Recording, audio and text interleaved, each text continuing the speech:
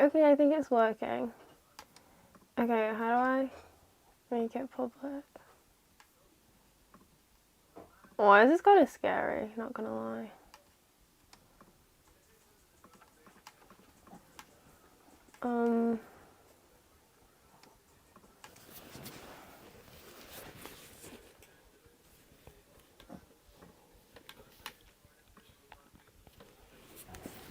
Okay, I'm here now. Only took 10 years. I don't even know what I'm waiting for. I think I'm live, so I just have to like wait for people to show up. This is interesting. Oh my gosh, somebody's here. Wait, this is kind of weird. Hi guys. Can you hear me? I hope I'm not yelling really loud into the microphone. There's a slight delay, so I don't know. Think they're on? I think they're on. Watching you. You can see them. No, I can't, Dad. That's not how a live stream works. Oh my gosh, there's actually like people in the chat. Wow, this is kind of crazy. Hi guys. Okay, good. I got into Leeds for law, but I want to redo one of my A-levels alongside it. Do you think the workload will be fine? Honestly, yeah. I think for first year, like, that's probably the most time that you're gonna have where, like, you have, like, free time. So if you were gonna redo an A-level during a degree, that would probably be the best time to do it. How are you guys? Oh, you guys are so nice. I'm great, thank you. This is so cute. This is so surreal. What's your gym routine? My gym routine. So when I first started, I used to go 4 times a week. And I do 2 upper body days. So I do like back and buys and then triceps and something else. And then I do legs 2 times. So then I do glutes and hamstrings on one day and then glutes and quads on another day. Now I do the leg thing, the same thing, but I only do back upper days. So I go 3 times a week. And, oh my gosh, there's a lot going on in the chat. So for my leg routine, I kind of switch up a little bit. It's very basic now.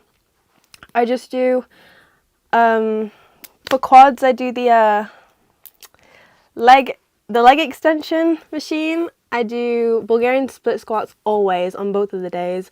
I do laying hamstring curls, and then I do cable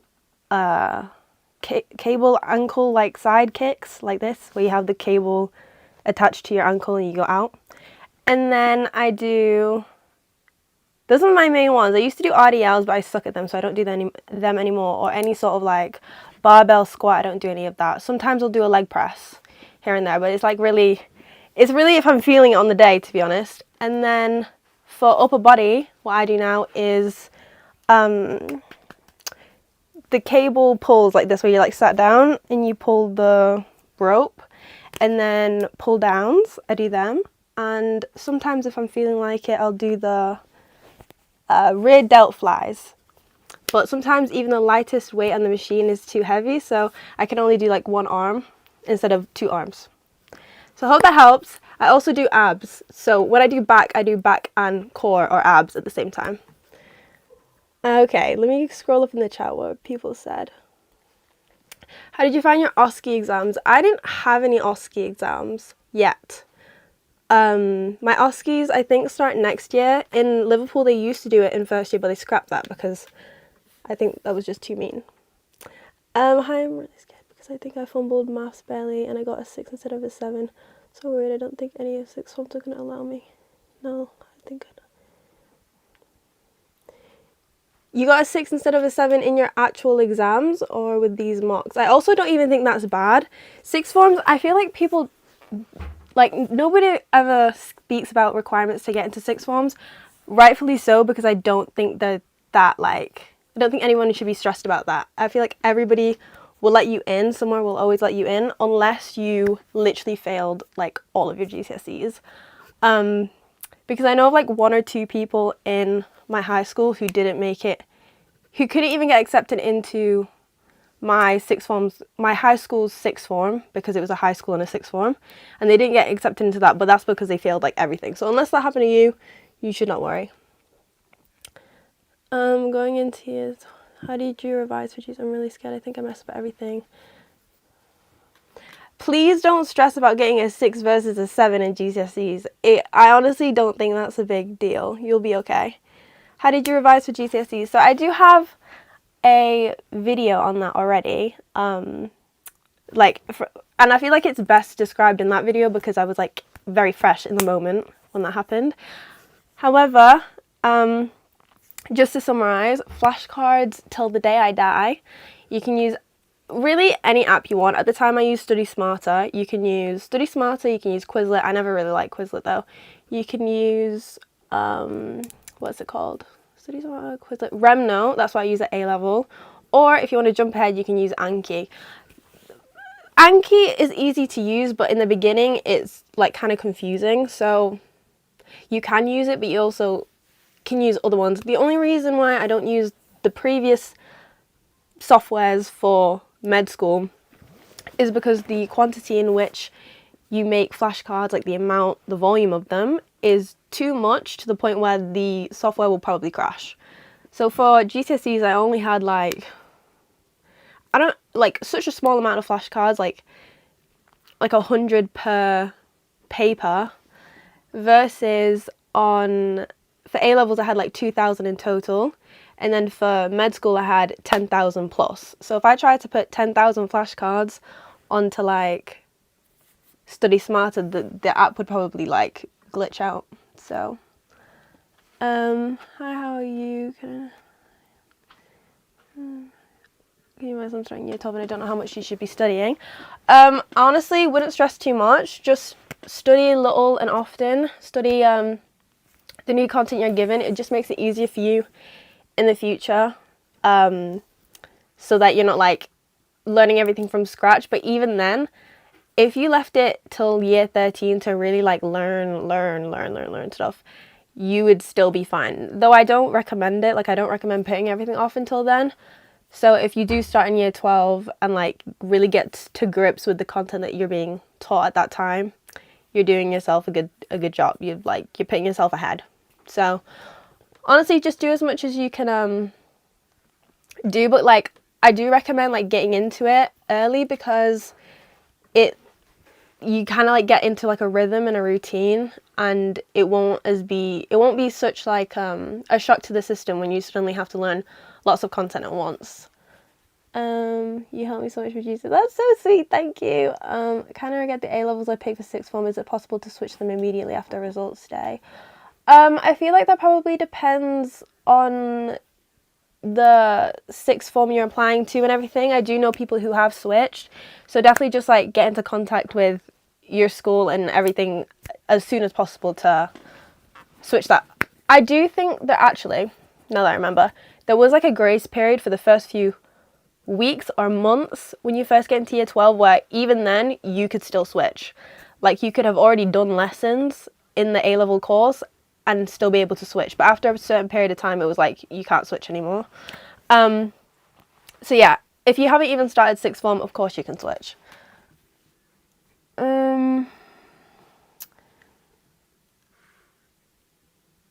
Sorry, my eyes are like, can't even read. How would you say laptop or iPad for medical school? Right, this is actually an interesting question because I have both, and I didn't have both necessarily to begin with. So I had like a decade old laptop that I brought because it's the one I've always had. And in the beginning, my flatmate, my ex-flatmate, Hamza, just said he's watching my live. Hi, Hamza. I had that in the beginning as well as my new iPad, which is, hold on.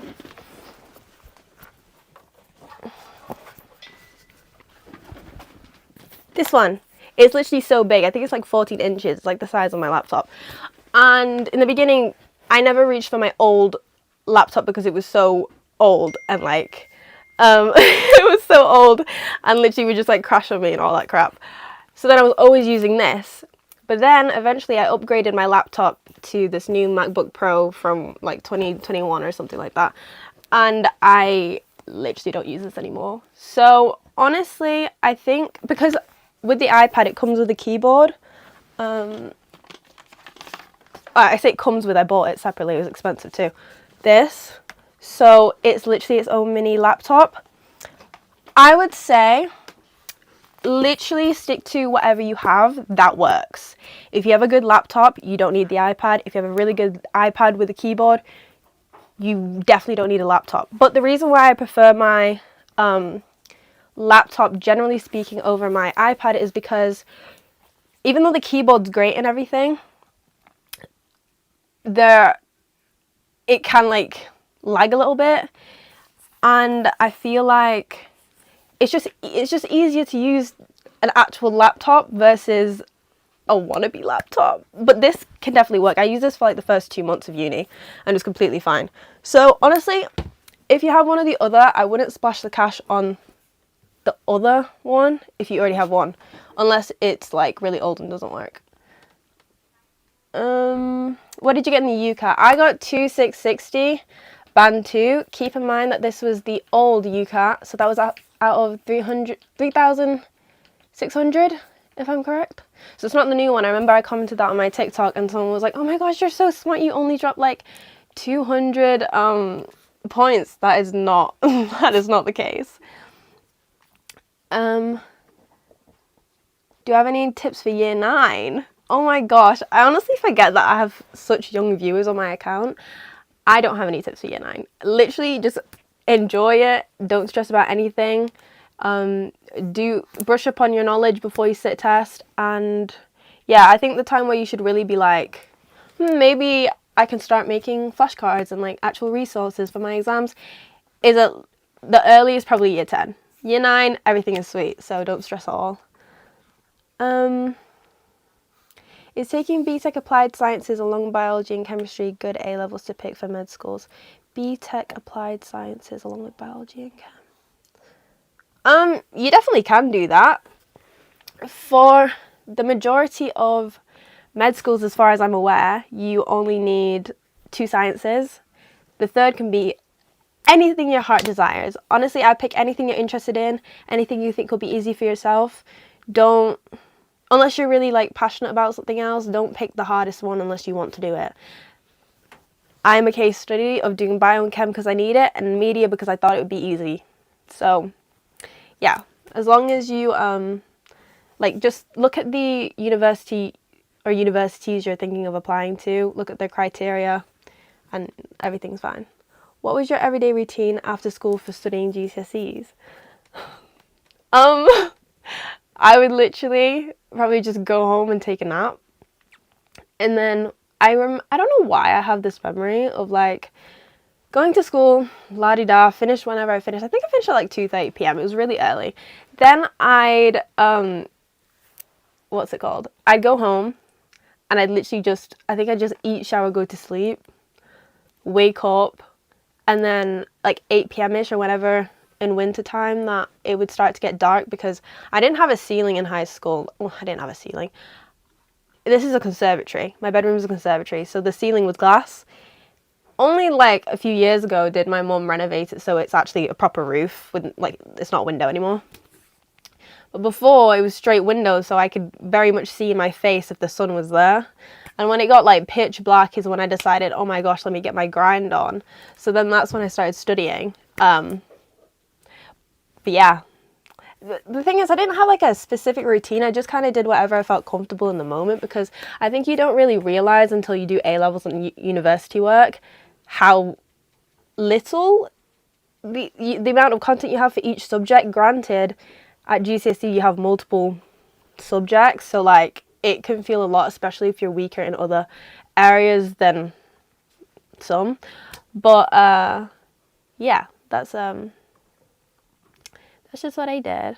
How was Malta? Oh my gosh, thank you for asking. I had an amazing time. I went with my best friend Vic, and we were actually only there for 3 nights, and I only started posting about it obviously after I got home, because guys, we need to practice like internet safety. I think this is a side rant, but people get a little bit too lax on the internet, like posting like where they are, where they're from, like what school they go to. Like I see people posting content very similar to mine in high school, like British high school vlogs, but they got their logos everywhere.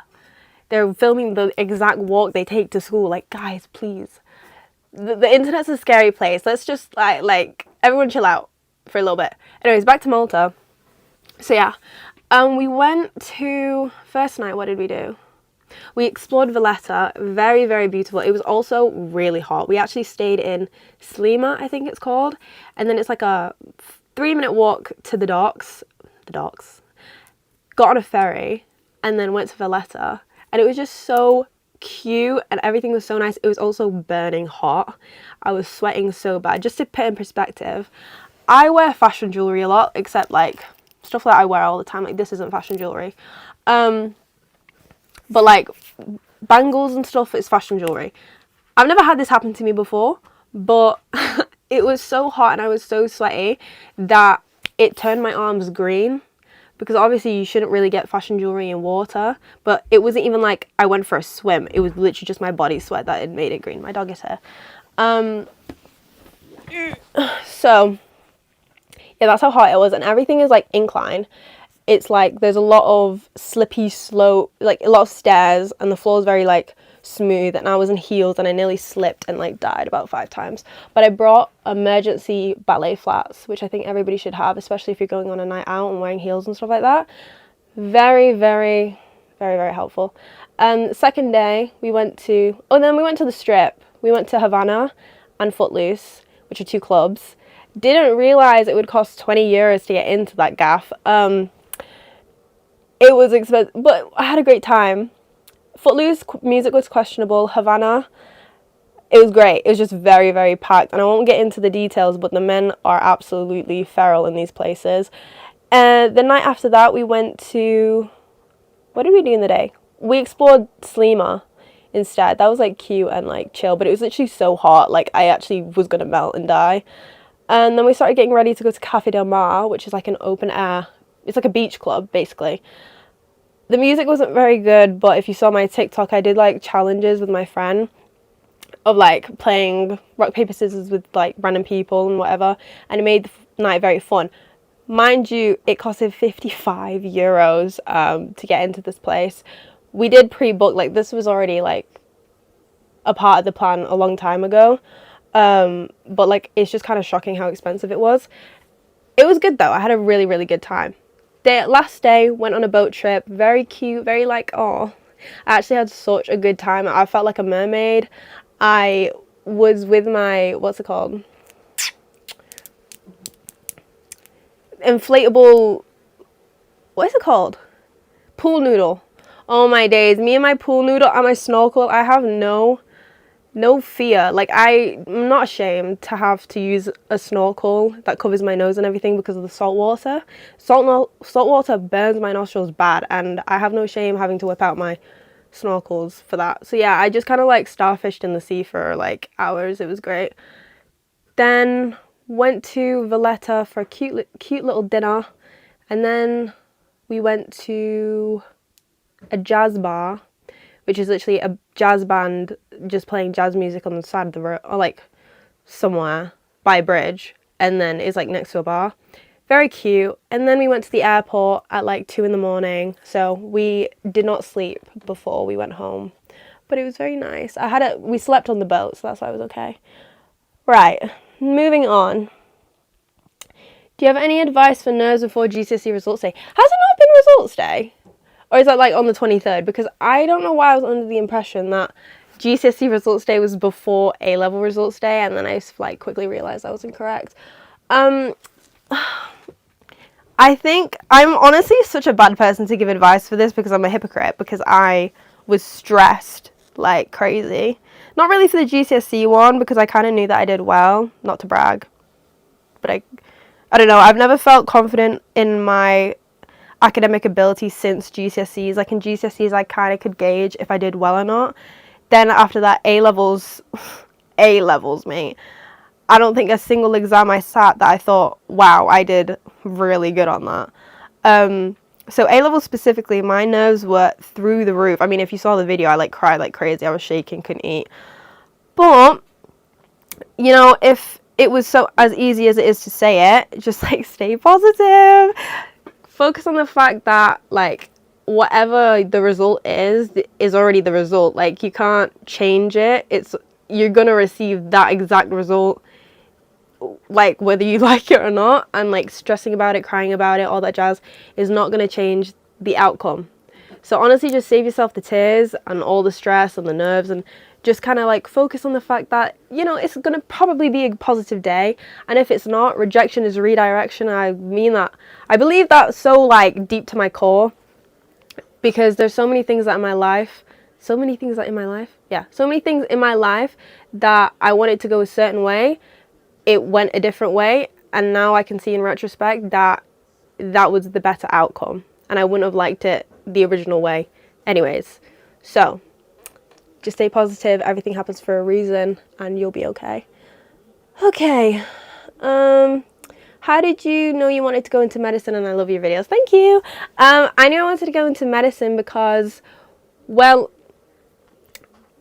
initially, I actually thought I would never want to get into medicine. My mum works as a nurse, so her experience in the NHS and just the treatment from her colleagues and like the lack of the support and everything and the pay made me feel like I would never work in healthcare ever. But then I think it was around year 9 or year 10, year 9, I started getting really good at science, and I was never really good at anything before that. I mean, I was good at art, but like just as a hobby. When it came to the point where I had to choose my GCSEs, I realised, oh my gosh, I'm kind of good at science. So then I started thinking about what jobs are based in science that pay good. Because I'm not going to lie, like, I want a job that will pay me. Even if it's not going to pay me, like, immediately, you know, I'll get there in, like, 20 years. But, you know, there's money in the future. And, yeah, and it came to medicine, like, medicine heavily revolved around science. Also, like, comes with the like job satisfaction of helping other people. Also, my own personal like experiences with eczema and stuff like that made me like want to go down the dermatology route and blah blah blah. But honestly, focusing on what I knew I was good at, looking at a job that gives money, even if not now.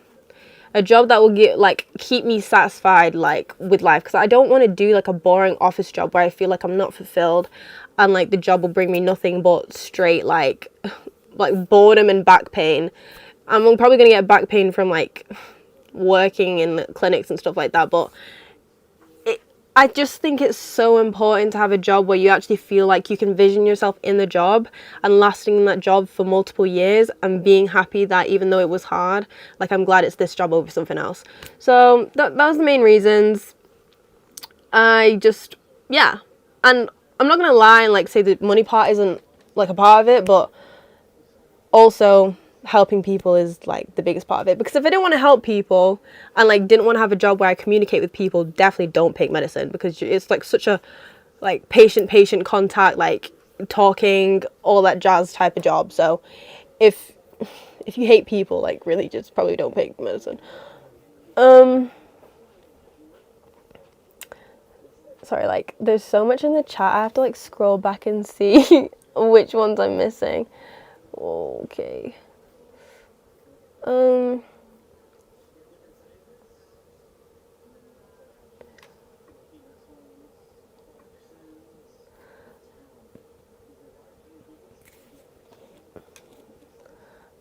I feel like it's not showing some of the messages. Hold on. They're all kind of just like blending in. Right. What is your favorite type of science? Physics, biology, chem. Definitely not physics. I hate physics with like every fiber of my being. That's actually a lie. I did like it in GCSEs, but that was because because of COVID, we got the equation sheet. If not for that, I would have flopped that. Not gonna lie. I could have just put in extra effort to memorize the equations, but that would have been really boring. And also, I don't know what's with my eye. Sorry. My favourite is definitely biology. Chemistry, I actually found it really interesting, but unfortunately, chemistry didn't like me back because I could never get an A star in that stupid subject, which is so unfortunate. Can you make a how I revise for A-levels video? Yes, I will. I know it's taking me a long time, but I'll get there. Tips for growing on YouTube. Ooh, I wish I knew. I'm just kidding. Definitely just being consistent. Posting, probably specifically in the beginning, a specific niche, or I think the way I grew the most is having a series, like my British high school vlogs. I just keep posting that. It grows a fan base where like people like are coming to you for a specific type of content that they know you're going to produce, and people like it. But yeah, consistency is definitely the most important one. The reason I make jokes is because I'm not consistent in the slightest. Like I post like once every couple months. I literally fall off the face of the planet almost every time I post, which is unfortunate, but as much as it's not as hard as like a real job, it takes a lot of time. It's very time consuming, and I get fatigued very easily from like sitting down and editing, so that's why it just takes me a long time, which is why I probably should get an editor, but I don't know. Hi, I'm in Ireland. I'm going to do my leaving certificate next year. Then I'm going to try apply for medicine in Nottingham Uni. Since, do you have any tips for applying for and doing the UCAT? How did I revise for the UCAT? I used one specific website. I actually don't remember what it's called.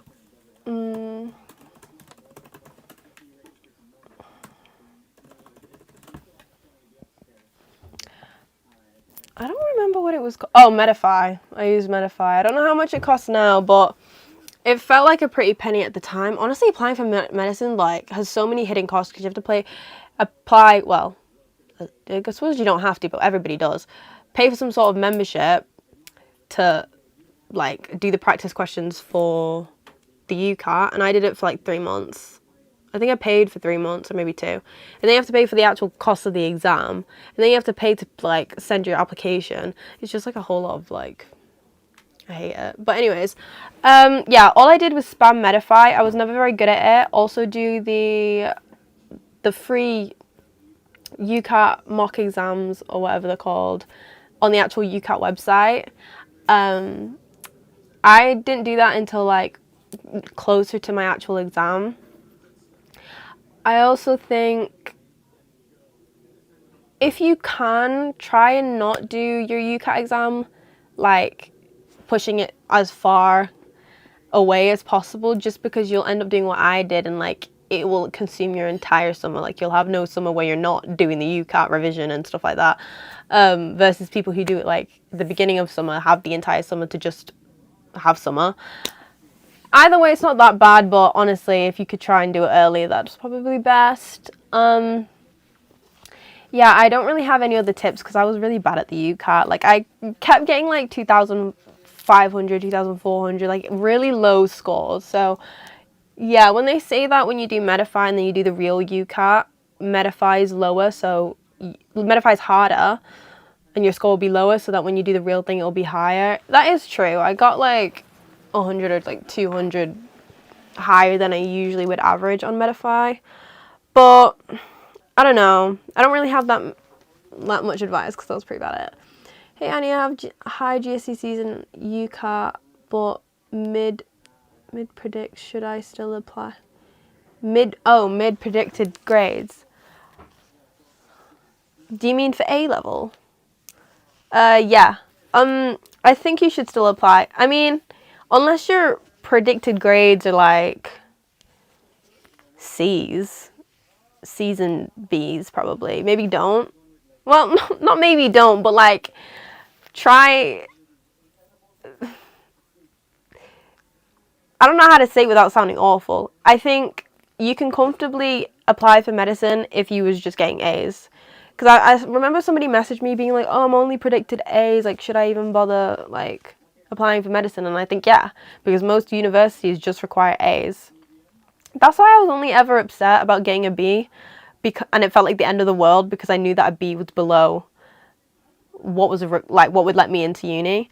But there are certain universities that I think it's like some sort of like special, like you can lower the grade or something, or they just, it would be like you get 3 A's or you can get like an A star AB and still get in. Actually, I had that as well. So if your grades are around there, then like that's fine. You don't need like 3 A stars to apply if that's what you're asking. When did you start revising for GCSEs? I think I revised during or just before the Easter of like year 11. Like proper grinding it out. When did you start writing your personal statement? Ooh, I actually don't remember. It was very early. So year 12, I'm saying ooh because like I haven't had to think about this for a while, like now I'm remembering stuff. Year 12, towards the end of year 12, my form tutor started making us like write sections of our personal statement so that we'd like do a little as we go, and we had form like once a week.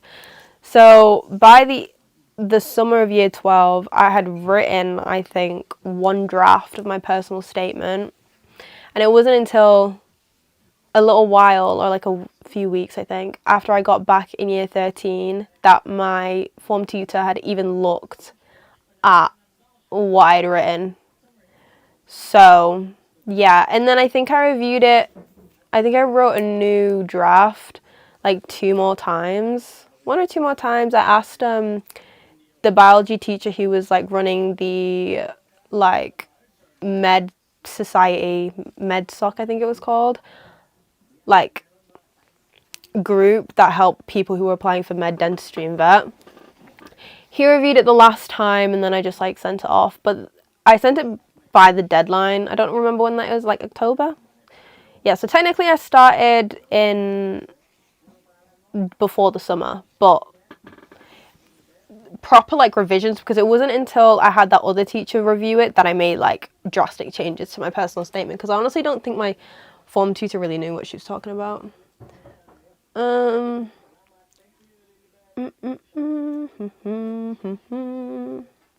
Any tips for gaining and maintaining weight?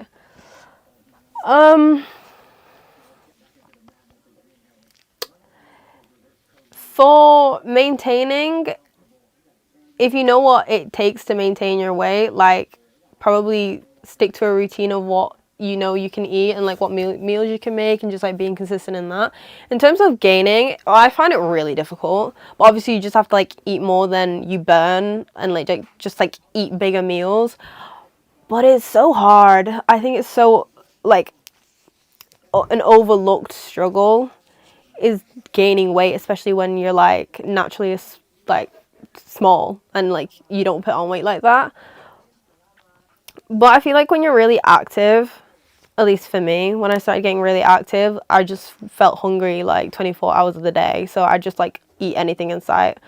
But I'm not really good person to give you health advice in terms of like food, so probably just search up like TikTok recipes and see what other people do in terms of meal prepping. I do think meal prepping though is a really good way of like consistently making sure you're like hitting certain goals. Obviously you'd have to separately look into like your protein goals, your caloric goals, even though I never really tracked that type of stuff. I just kind of like guesstimated with my eyes if this would be enough food and just like repeated it.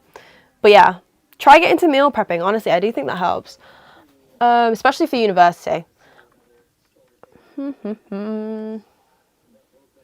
If I want good grades, do you basically need to delete my social life? Absolutely not. No. Especially if you're like, just generally speaking, you don't. Especially not for GCSEs, definitely not for A levels. University, I mean, towards like the exam season, and I'm talking like May, like my exam was in May, and like in May.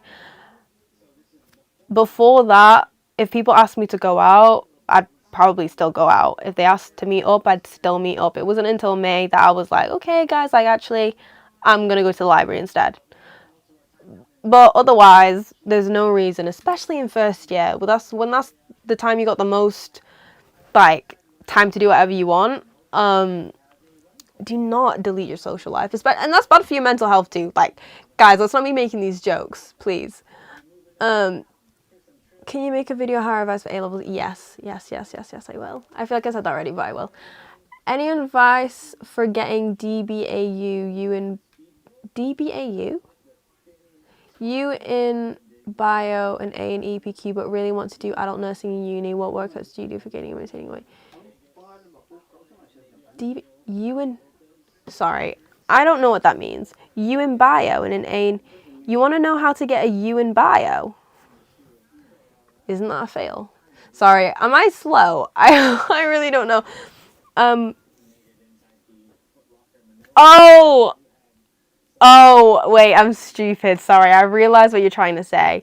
Advice, you want to do adult nursing, but those are the grades you're getting. Right.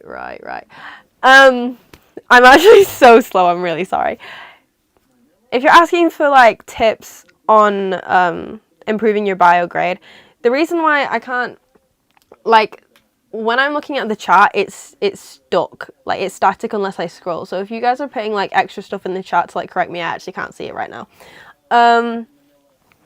Bio, test different ways that if you test around different forms of learning, because I was very, like, reading on a page or doing actual interactive questions or flashcards, but maybe you like watching videos and that helps you absorb it into your brain more like visual stuff. Just like kind of mess around and figure out what works best for you, and then just kind of like drill at home, just keep doing it on and over again. For biology, practice papers, learning flashcards that aren't just the booklets that my uni gave us, my A-level school, my college gave us was full of straight waffle. Like, they'd put a question and it'd just be like giant heaps of information as the answer, and that is not going to help you. So if you're learning it that way, we need to fix that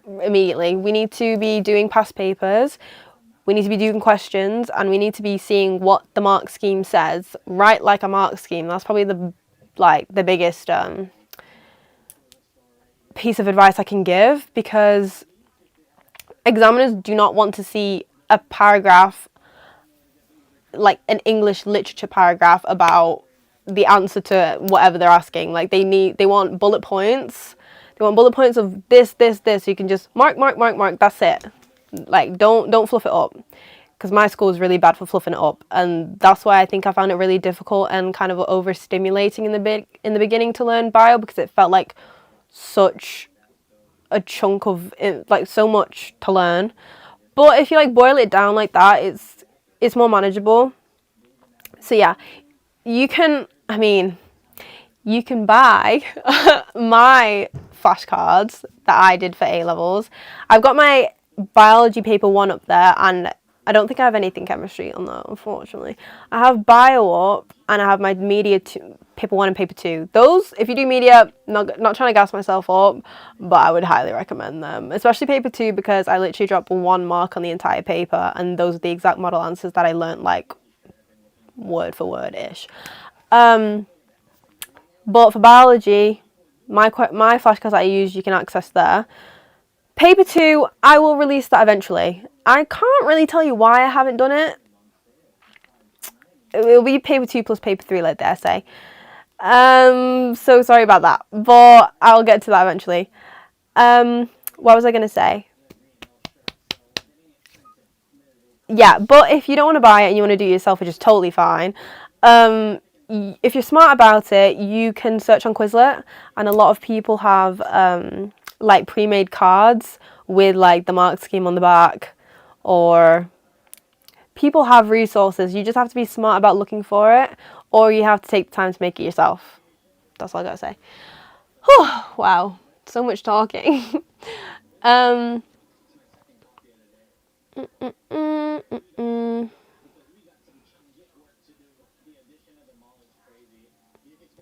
do you stay organized, and any tips on time management? I struggle with that a lot. How do I stay? As of uni, how I stay organised is shout out to Notion. I linked it on one of my posts. I think the YouTube post, I like typed the link there to my template, which people have been hounding me for ages, but it just took me a long time to figure out how to like duplicate everything and then like remove my personal information out of there because I don't want you guys to know my schedule. But yeah, I love Notion. I didn't use it at A level because I feel like everything was very timetabled out for you at that point in time. But this one, I mean, as much as I have like the university app that gives you your timetable, in terms of my own revision and what I'm doing on a daily basis and blah blah blah, like I kind of have to organize that myself. So Notion, the calendar, add it all in, color coded tags, all that jazz. 10 out of 10 would recommend. I love Notion. And I use it for literally everything except making flashcards. If I have like if I'm in a session where I need to type stuff, like a lecture or like an in-person whatever, I'll just like open up a page on Notion and just like type it in there. It just makes everything's in one place. That definitely helps me. Time management, again, what I learned specifically from my exams because of my first year exams was like blocking out what you're going to do every single day in the calendar. I'm being like, you're going to do this exam, this practice test this day, this topic this day, these questions this day, like literally like that. And I don't mean by the hour, but I mean like what you're going to get done in the day. And if you mix it up as much as possible between the topics that you're learning on one day, so instead of learning all of cardiovascular one day, you learn a bit of cardiovascular and a bit of gastro and all that jazz. If you do different, it will help. I feel like when I talk on live, my brain stops working because I don't have the opportunity to just kind of like watch back what I said and just like think. So sorry if I'm really muddled up right now. First year med tips. Ooh, med tips. This is like quite vague. Because I don't really know what exactly you want to know. For exams is what I just said. Do multiple different topics in one day and like schedule it so that if you do like the Anki flashcards for this topic, you'll do like the end of block a few days later to check you still know it without having to do all of the flashcards all over again, because realistically, especially if you're getting really close to your exam, you're not going to have the time to do that. In terms of generally speaking, try and make friends with somebody in the year above. I didn't have many of them, but I did have one, and I would message her about whatever I needed to know. Because like I messaged her being like, do I need a stethoscope? When do I need a stethoscope for year 2? And she was like, you're going to start your placements in October, so probably get it for then. Guys, have friends. And I also asked her about, like, if you can, such a cheat code, find somebody who's willing to give you their flashcards, their first year flashcards. I had a few from like my friends who were friends with other people in the year above. And so like I had like access to some like 2 random people's like first year decks. The only issue with that, which is why I think be mindful, is sometimes they're really bad. Sometimes they're really bad because not everybody uses Anki as like their main like form of like learning stuff. So they'll literally put a question and like the answer, instead of it being like a few bullet points that makes it easier to remember, it's just like 3 fat paragraphs. Like that's so unreasonable. No one's gonna learn that. So yeah, some are really bad. So just like be mindful, maybe skim through the lecture and like what you actually need to know to make sure it's all in there. But if you can find a good set of flashcards that you don't have to make yourself, definitely do that. With that being said, I mean, I hate to promote AI. I mean, I'm anti-generative AI, but like otherwise I use AI a lot, I'm not gonna lie. ChatGPT saved me through first year. I'm not even gonna lie, I'm literally not lying, because it made all my flashcards. Hate to say it, but with that being said, AI makes mistakes, so I still went through all the flashcards, altered them, added colors, and like bullet pointed them in certain, like, even though it can bullet point it for you, but like making certain words bold and colorful to help stick in my mind. Also watching the lecture to make sure he's not missing any details that I think are important, but it didn't think it was important. So I really used it as a tool versus it took over the entire thing, because it's still not a human being, and so kind of use your own common sense for that. But yeah, AI is everywhere, and I do think we should kind of use it to our advantage if it's gonna, be here whether or not we like it. So yeah, my tip is that. Do, do, do, do.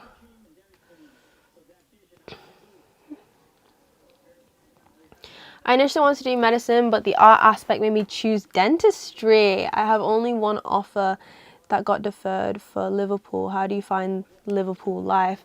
I love Liverpool. I'm actually so glad somebody asked. I love Liverpool. I actually can't wait to go back in September. It's amazing. My flatmate, my ex-flatmate, because we're unfortunately not living with each other again, he did dentistry, and as far as I'm aware, he really liked it. Where I lived, it was Philharmonic. I can say that now because I don't live there. And it was like perfectly situated between my campus and town. So it was just, everything was great. I could walk everywhere in such a short period of time, depending how fast I'm walking. And everybody's really nice. I think the campus is pretty. I think the library's pretty. Sydney Jones specifically. If you go to Harold Cohen, it's so sad. It's literally giving mental asylum, and when you're in there for a long time, you might start to lose your mind. With that being said, I am being like dramatic, but also I'm not. If I had to pick, unless I have like a lecture straight after, like I had a lecture there, then I go to the library, then I have another lecture, I'd probably just stay in the North Campus at Harold Cohen. Otherwise, I'm taking myself to Sydney Jones because it was near where I lived, and it's so pretty. It's the humanities library. It's so pretty. It's giving library. It's giving books everywhere. It's giving just like big and open. It's giving people aren't depressed even though they're studying, So, top tip, go to Sydney. Blah, that's all I gotta say. Yeah, otherwise, I love Liverpool. I just can't stop saying it. I also think it's very diverse. I get that question a lot. I do think it's diverse. There's a huge Filipino community, and I'm Filipino, and I didn't have that where I'm from, in Manchester, or the outskirts specifically. So it's kind of like crazy to be around so many people that are like me, because I was like the only Filipino in my high school and in my sixth form. So that was really a fun change. They weren't on my course though, but through society, like Philsoc society, I was able to like be friends with them and stuff. So that's very, very fun. And you don't have to just be friends with people on your course, even though like I'm living with 2 people on my course, and we've like kind of expanded into like 2 combined trios, and I'm going on holiday with them. So, but I have a few friends. Actually, I have a lot of friends that are on my course, but they're mostly Filipino because that's how I met them, through Philsoc. And then I have a pre-existing friend, Vic, as you guys know, who does law. But otherwise, I honestly don't have that many friends off my course. I just realised.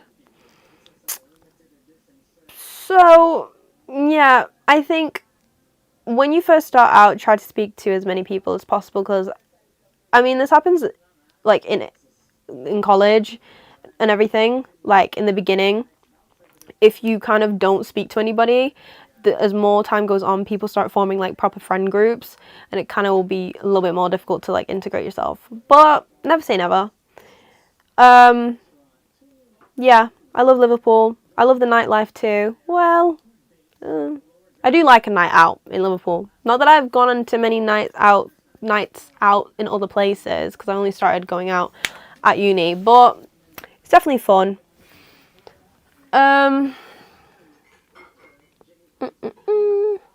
How long did you revise for the UCAT, if you remember? I think it was about 3 months, but I think like proper revision was probably 2 months. But I'm pretty sure I paid for it for 3 months, but I didn't really start doing it until the month after. What are your abs and glute routine, please? I already said my glutes one earlier, like in the beginning of the video. My abs routine, I kind of just do whatever I feel like on the day. I either do incline sit-ups, like on the bench, the incline bench with like a weight in my hand, probably like 10 kilograms, and I do my sit-ups. Or I do cable crunches, which I look weird doing it, but trust me, it does work. Cable crunches, or maybe I'll do the cable crunches plus laying on a mat, and then what is it called? Well, now I'm just gonna have to demonstrate because I don't know the name. You have the weight like this, and then you like go like that, and then you bring the weight forward, and then you put it like on your legs, and then you like go like that, but like your head goes back down. You know what I'm saying? Like this kind of, but you're laying flat. I don't know if that made sense. That, do 12 reps of them, straight into sit-ups with the weight in your hands. And then after that, 12 of them, then I do crunches. Not sit-up, but crunches till failure, basically. And I do that circuit twice. But any exercise I do that is abs, it's usually for 12 reps.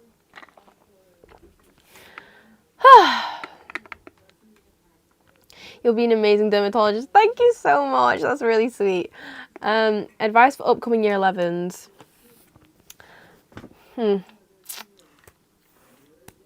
Get yourself organized as early as possible. Do as many practice papers. Actually, I don't even remember if I did. For maths, I definitely did. I spammed practice papers. For GCSEs, it's kind of not hard to give advice, but because there's such a diverse subjects you take, the same advice doesn't necessarily apply for all. So I did a lot of practice papers for maths, but not necessarily any other subject.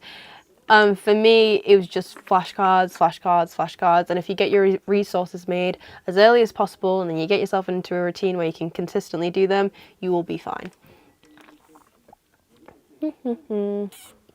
Have you taken a driving test? Yes, guys, I'm a driver. I passed in, when did I pass?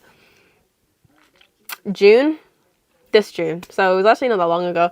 I took my test on the last day that I was at my accom.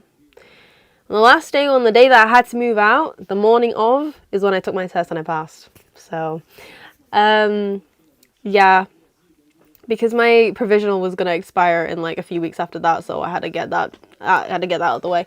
Unfortunately, I don't have a car because a girl doesn't have money.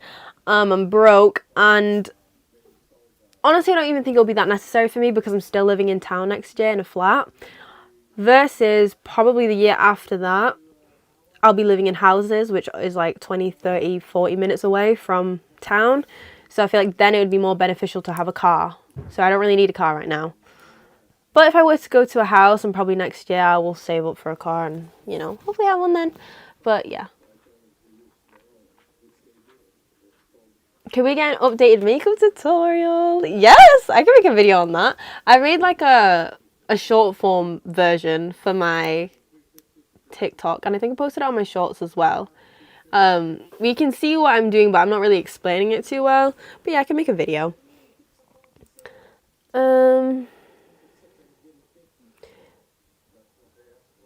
First year tips, Liverpool Med, going to Liverpool Med. So I'll talk about it a little bit more because I already did kind of say a little bit. Liverpool Med, you don't need a stethoscope, but in the freshers event, get your I don't want to say ass, get your bum in that queue for the medical society freshers, because there's two. You've got the like general freshers, society freshers or whatever, and then you've also got the med specific one. The main one is honestly not good. It's really boring. The queue's really long, and I don't think I'll be going to. Well, obviously I'm not supposed to be going to it, but some like second years can like act like they're a fresher, but it's not even that. It's not good enough for me to be like, yeah, I'm gonna act like I'm a fresher for this. But the medical one, very fun. I like that one. You can get, what's it called?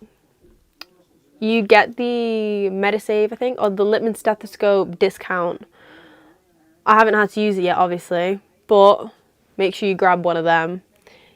For all these stalls, you have to like sign up for emails and stuff and show them that you've done it. But other than that, you can get it. They gave me like some like medical dictionary that I use as decoration in my room. That was quite cute. You get a bunch of pens. Like this. The BMA. I got this BMA. Isn't that cute? It's a bone. Never had to use these pens. Actually, maybe like once or twice, but it's honestly for the looks. So, yeah, keep your eye out on that. What else?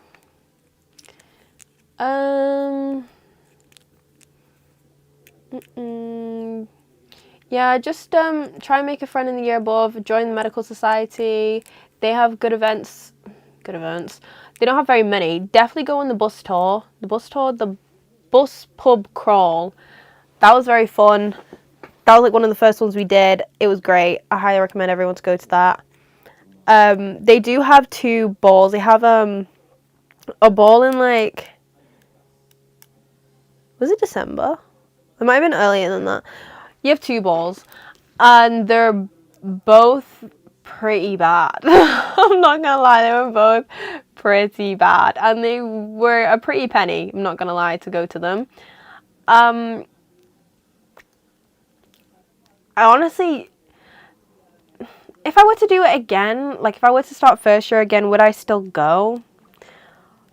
I feel like I would, just for the experience of like first year and going to it. But second year, when they hold the second ball, because the second ball is open to second year, third year, fourth year, whatever, I might not go. Maybe I will, because there were still second years that went to it, but like there wasn't any third years, fourth years as far as I'm aware, because it's like, guys, I don't know, I'm like really on the fence, because like it wasn't like good, but like it was like the experience, you know what I mean? I don't know. If yeah, I don't know. What else can I say? When you have your first, hey, this is something that really stressed me out when I first started. In Liverpool, you have, what are they called? Like, CBL, sorry. It's been a while since I've been in school. CBLs, and they advertise it as like, super serious, right? You get a case and you have to like know all the cases, and like you get like 3 case studies. Each case you have a set of questions. Before your session, you have a small session and a big session. In your small session, you're supposed to be with your peers and you're supposed to figure out the answers to these questions and stuff. Which, by the way, like, you're not going to know the answer to the question just based on the case itself. The case kind of gives you a whole lot of nothing. You basically just have to search the answer or use what you've learned in the lectures. But even then, some of them you really just won't know unless you search it. So you're supposed to learn that in the small CBL, get it stuck in your brain. Large CBL, which is a week after, which you have a teacher in there, they're going to ask you all the questions, and you're not allowed your devices out, and it's like super serious. You're supposed to know everything, and like they put you on the spot, blah blah blah, and it's like, oh my gosh, scary. In the beginning, I thought it was scary because I thought like I was going to get grilled because I didn't do any preparation, and especially because it's so early on. I think I was like still like going out. I was like on like really little sleep and like just unprepared, very unprepared, and I was like really stressed I was going to get in trouble that I didn't know anything. But it was super chill. It's like they know that you're not gonna know, and it's super chill, so please don't stress about that. With that being said, they're probably gonna all be lax the first time you have the session, but it's really dependent on who's your teacher, because I had a really lax one. I had 2 teachers, but they were lax the entire time, except it was only after a few sessions that they started like really reinforcing the rule of like putting your devices away. But they just asked nicely. They're just like, okay, you guys just like put your devices away. Yeah. So that was as strict as they got. My advice is to know a little bit of, if you can, know a little bit about the questions and stuff like that, because by the end of the year, like I hadn't even opened the case studies. I didn't read anything. I just showed up and just hoped somebody else would know. because I knew that there was at least like 2 people in the class that were really smart that would know the answer. Otherwise, maybe do brush up on it a little bit, because you might be the person that has to answer. Because there might actually just be nobody that knows, and then it's like this awkward silence where like the teacher feels a little bit awkward too, trying to figure out who can answer the question because nobody looks interested at all and nobody knows. So maybe you could save yourself and everybody else if you knew a little bit. Yeah, but I did have friends who their CBL sessions were actually like serious. Like they'd actually like ask you the questions and like put you on the spot and ask follow-up questions, and if you didn't say enough they'd be like keep making you say more. So maybe for them be prepared. Also, I think I mentioned this before, my end of blocks that you get in first year medicine, oh my gosh, I was so stressed for my first one. I don't know why I thought I was like, it was some formal examination, I was going to get like grilled and everything, but you literally take it online in your own time. I mean, it's open like the entire half of the day up until like 5 p.m. I think. Yeah, and you can literally just do it in your own time. You can literally have it open them whole 5 hours, but I don't think you would. I don't know why anybody would do that. Yeah, and it counts for nothing. It literally counts for nothing. People cheat all the time. People search it up on Google. They search it up in ChatGPT. I don't necessarily recommend it, but I did it myself too for, it wasn't until like near the end of the year that I was like trying to see if I could actually answer the questions with my own brain. But also you do have the option to, through the Canvas, to retake the tests as like your own revision, which is what I did, and it was helpful because I didn't actually properly do it the first time, so I didn't remember the questions. But yeah, just don't stress about that. Obviously, you don't want to get a like disturbingly low grade because your academic tutors do look at it, but it's not like they'll look at it and like raise cause of concern unless you're like failing every single one, We've been here for an hour. Let's see where we are. Oh my gosh, there's some like capital letters in them.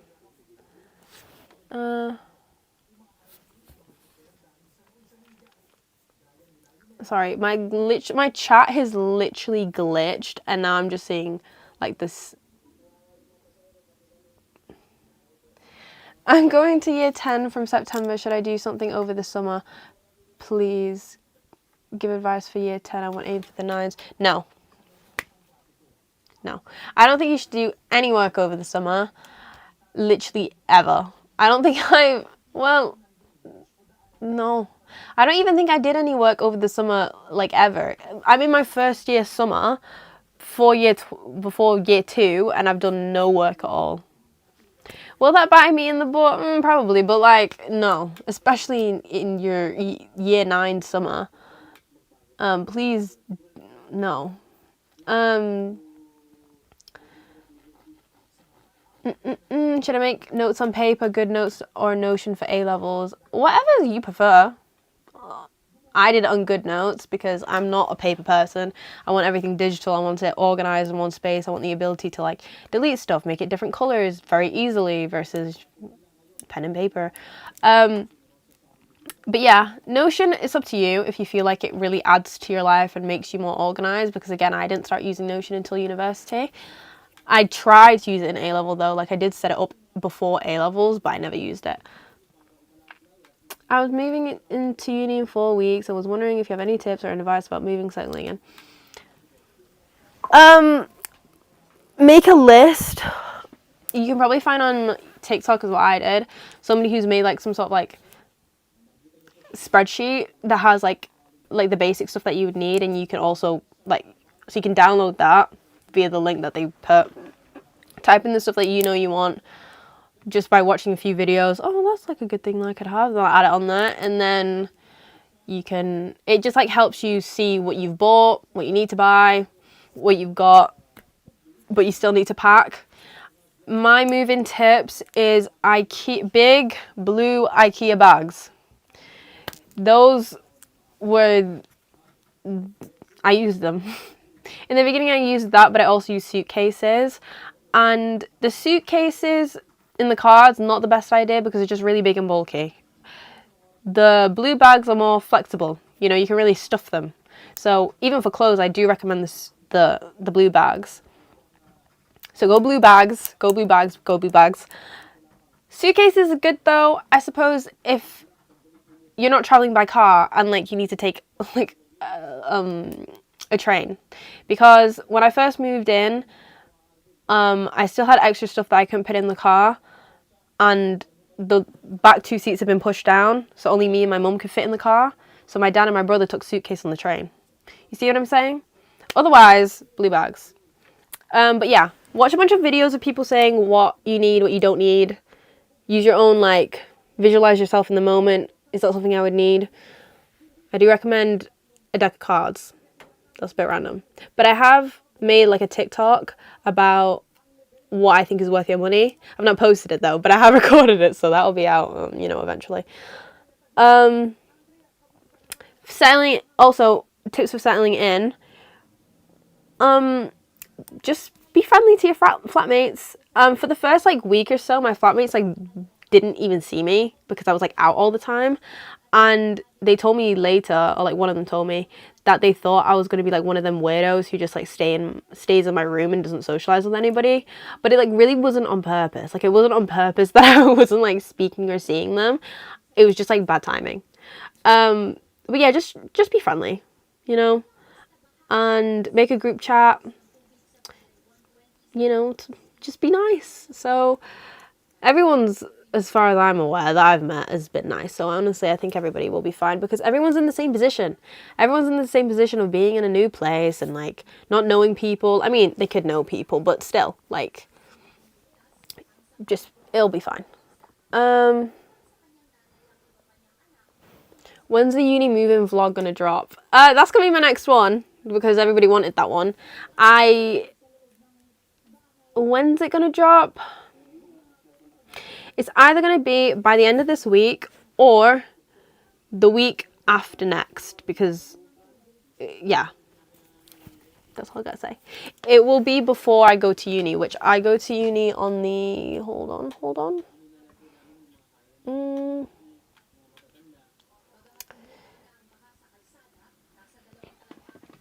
I start uni on the 7th, so hopefully it'll be before then for definite. Okay, you're not going to see my new move-in video until next year because, to be honest, I don't really feel that comfortable posting like the whole like move-in video necessarily until I've moved out. Obviously you can see my background, but I don't know, that's just like, because you'll see like kind of the outside of, you get what I'm trying to say.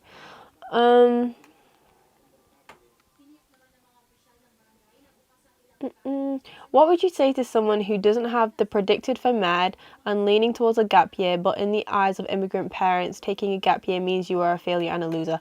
Ooh.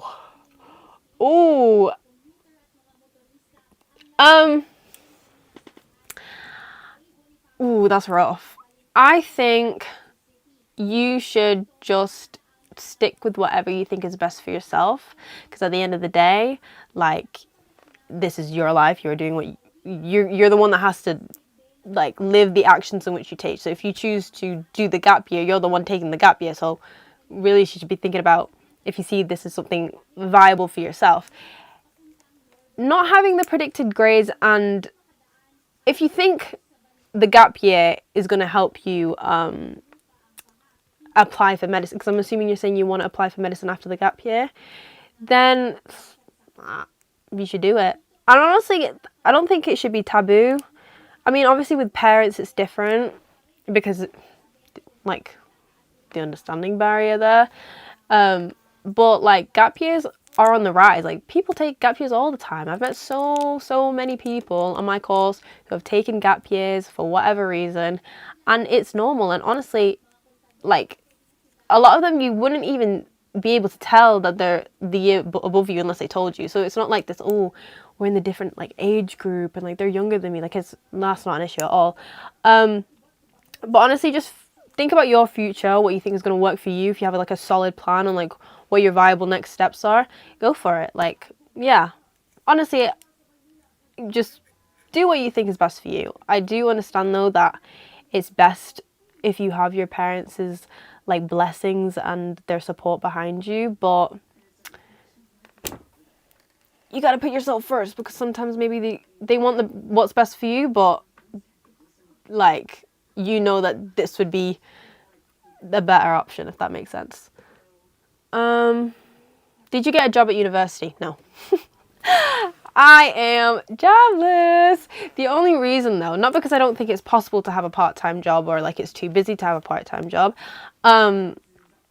It's just because YouTube is my job, guys. You guys are the ones that help me, you know, pay for my food every week. So like, thank you so much. But yeah, that's the only reason I didn't get a job. If I didn't have this, I probably would.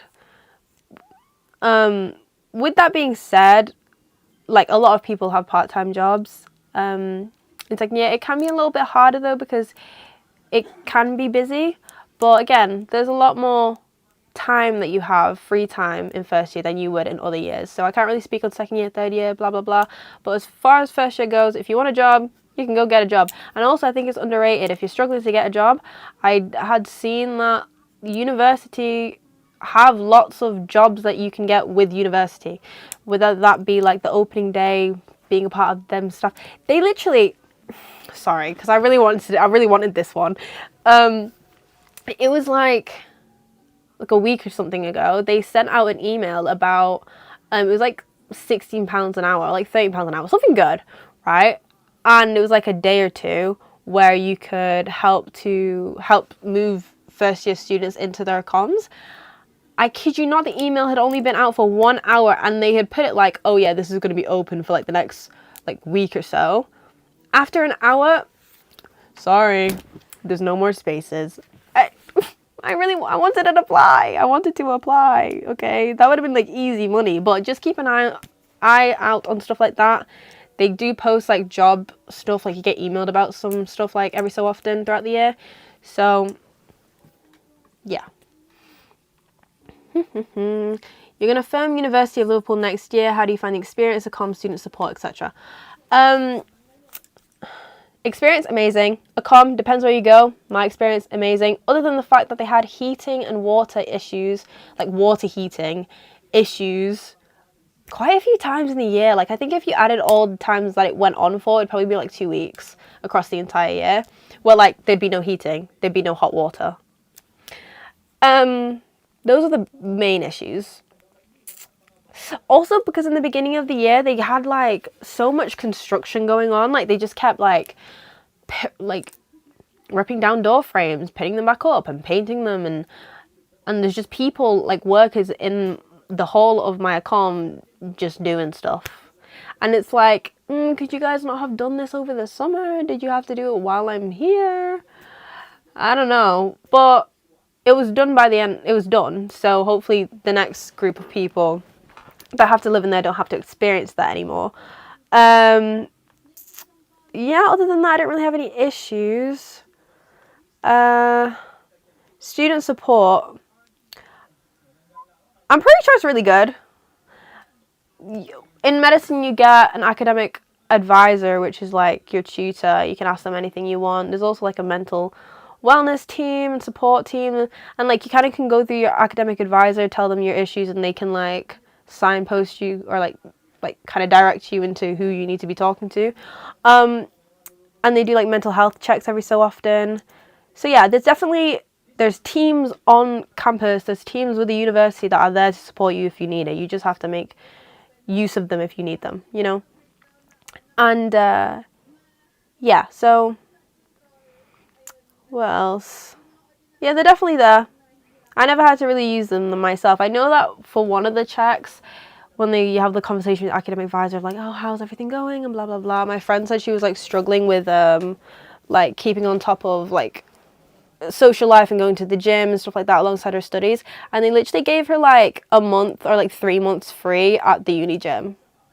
So closed mouths don't get fed. If you want something, you can ask for it. Worst case, you can say no. But best case, you can get what you want.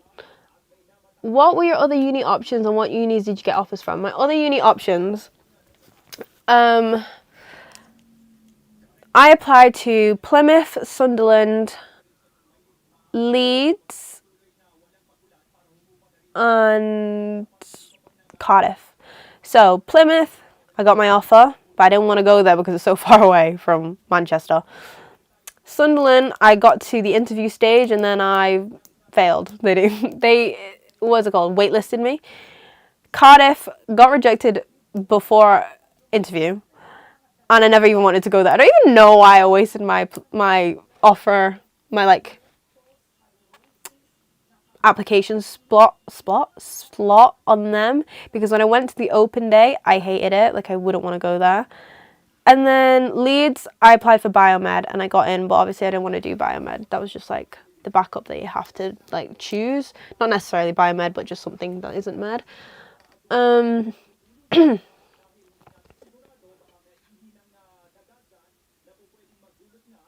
Do you have an Instagram we can DM for more complex question? Perfectly okay if you don't have any advice, by the way. Oh yes. How do I? The description of this live and just on my account has my Instagram. It's SJIOYCE. Yeah. So you can message me on there, or you can go. It's all linked there. My link tree and stuff. My website. And on the front page at the bottom, there's like a contact me page, or you can like email me. So yeah, if you want to message me, you can do that.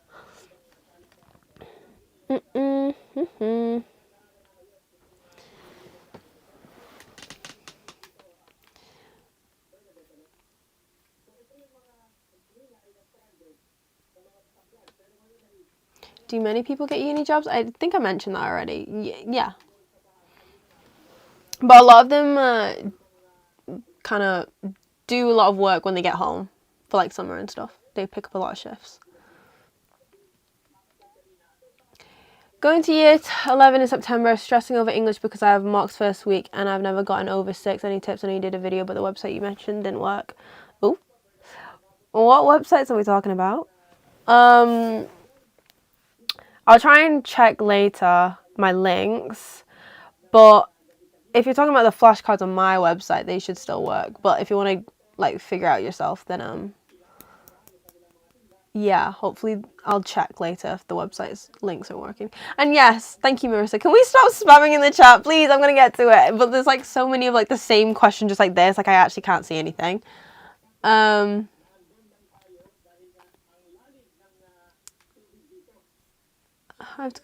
did you start using? Dun, dun, dun, dun. Top advice for year 13. Stay organised, stay on top, and just stick to what you know will work for you, and start early. Start your proper revision early. Do as many past paper questions as you can possibly fit. Do the past papers. Just do it all. Literally just do it all.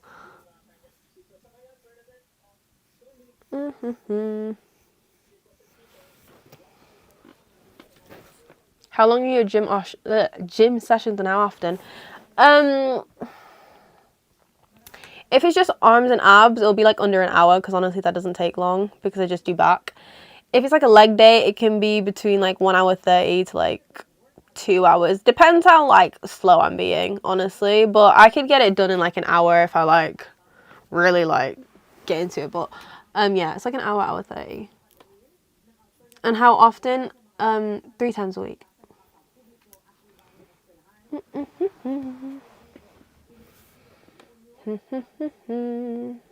Are flashcards good for A-level bio and chem? What app did you use for your flashcards? Yes, that's the only way I revised, and I used Remnote. Have you ever thought of YouTube as a full-time career? Yeah, I have.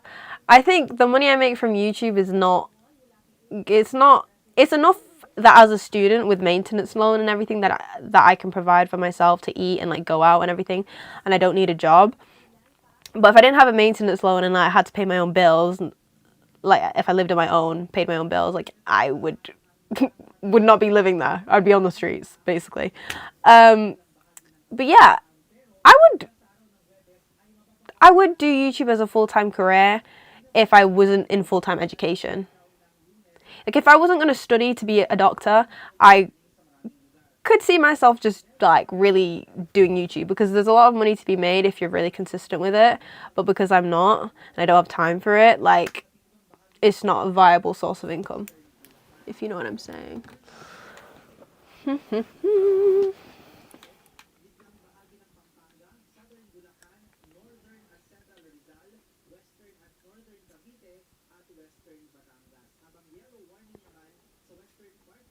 I followed you since GCSEs and moving to uni in 4 weeks, and was wondering if you have any tips about moving soon.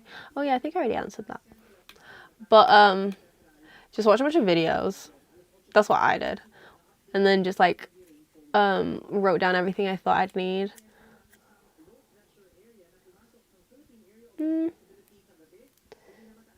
How many years will you study medicine? 5.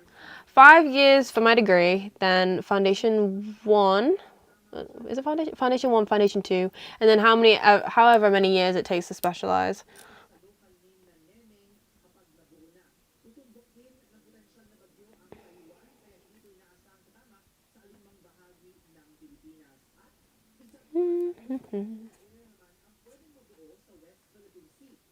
Oh my gosh, someone mentioned Math Genie. Yes. GCSEs, me and Math Genie were like this.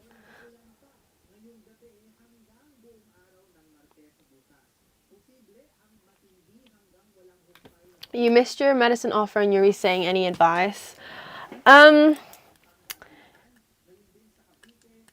Just don't focus on the fact that you have to resit. Just focus on as if you were just sitting a normal exam and you just have to learn for a normal exam, and you just sit the exam and everything is fine. Don't focus on the fact that you missed your offer, because it's more common than you think. Like, it really isn't taboo at all, so don't let that bring you down. Some people have to like reapply for medicine years on years on years. Like, I don't know if I could do that. And honestly, it really shows your grit and determination that you like really want medicine, that you could have experienced something like some sort of like redirection, still chose medicine. It says a lot about you, and interviewers kind of eat that up, I'm not gonna lie. So yeah, try to stay positive.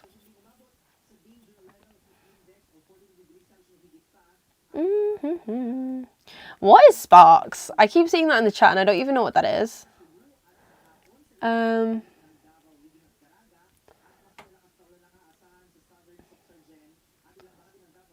How do you manage learning new content whilst revising older content? That is the hardest thing ever. I literally struggle with that so much in first year. Just like every single year of my life where I've had to like learn content, that is so difficult. But in a perfect world, you would just keep up to date with your old content in the reviews, so then eventually they're quite small, you've only got a few to review each day, and then at the same time you'll learn like a deck of your new content, and then just kind of like as you go, like put in the new content with the old content. But what happens with me, at least, is I just completely neglect the old content, or only focus on the old content, and then all of my new content doesn't get learned. It's very difficult. But yeah, just try. If you start in the beginning, hypothetically, if you start from the very start, like, it will never get to the point where it builds up too much that you're overwhelmed and you can't learn anything new. But that doesn't always happen.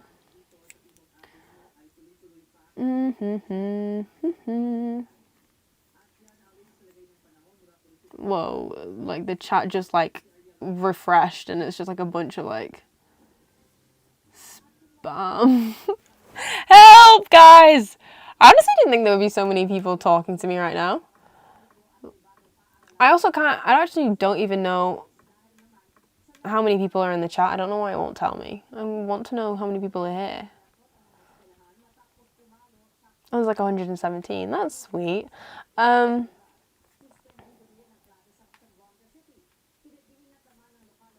gonna stay till 1 hour 30, I think. Just so that this video isn't like, this live isn't too long.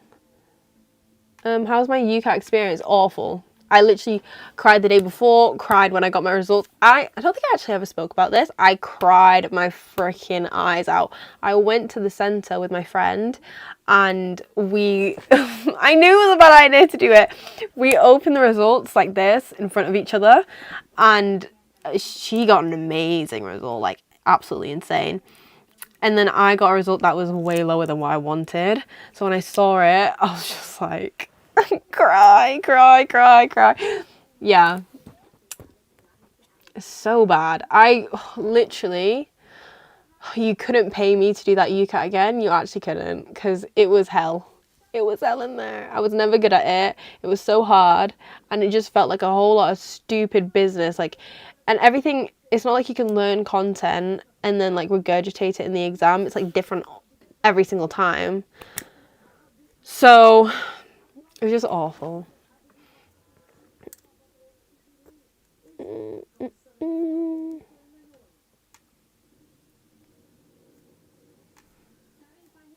How hard is the A-level chem and bio combo? It's hard, but like it's definitely doable. With that being said, chem low-key bit me in the bum because I was just bad at chem apparently. How was high school and your mental health?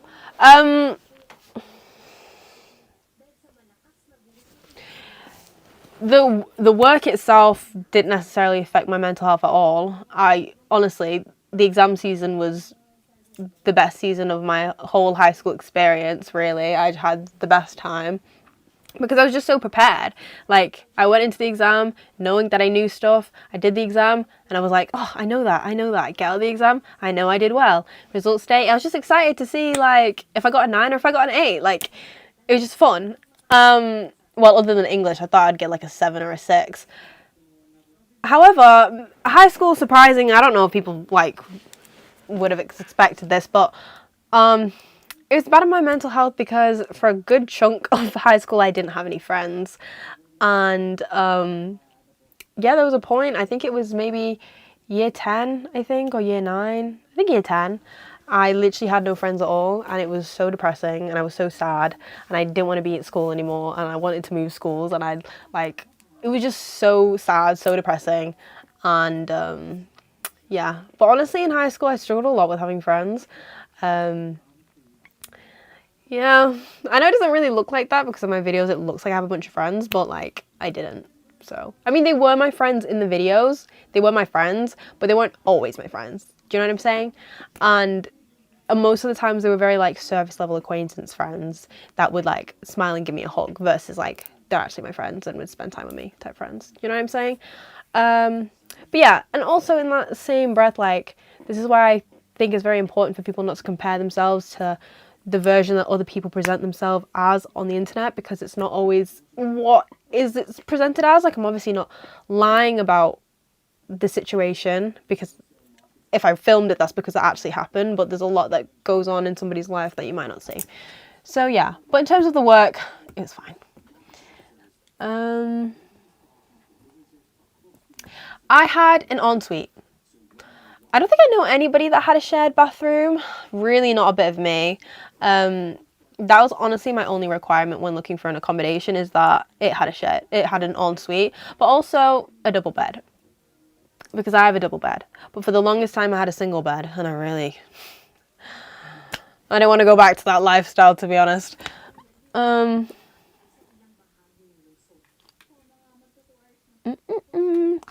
think I mentioned this before, life in Liverpool as a POC, nothing that you should be stressed about. It's a very diverse place, I will say. How's the UCAT? Any tips? And also CGP books like Oxford books. I didn't really use any CGP books. Not that I'm aware of. Yeah, I just looked at I just use like free online resources and stuff that I found on the internet.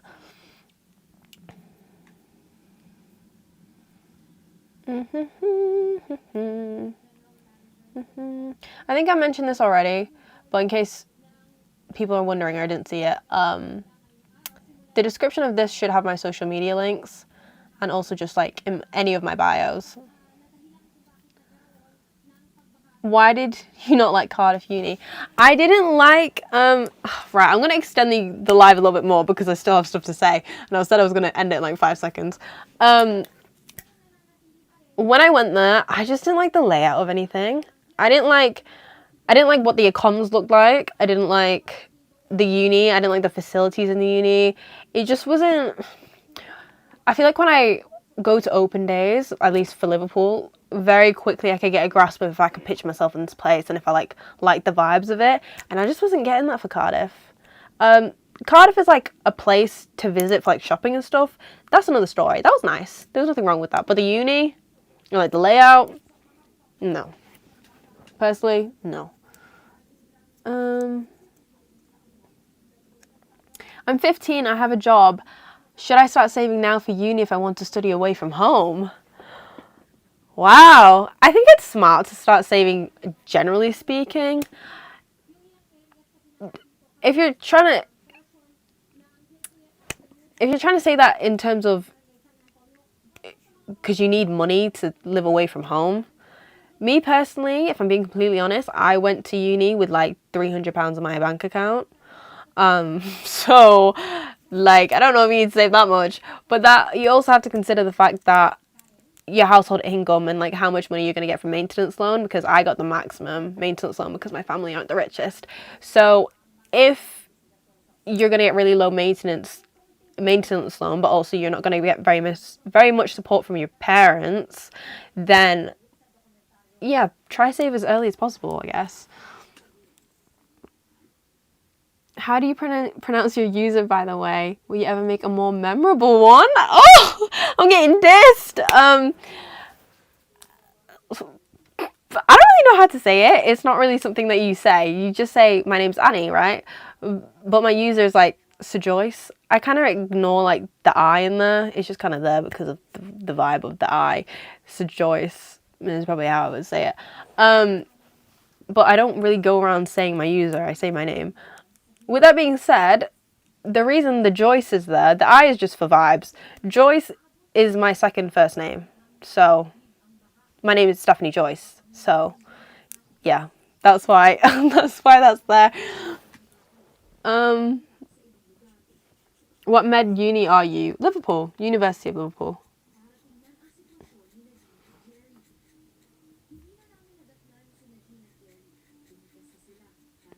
Where do you get your clothes from? This is from Sassy on TikTok. Sasse. I need to make a TikTok on it actually though, because I got sent this and it's really cute. It's really comfortable.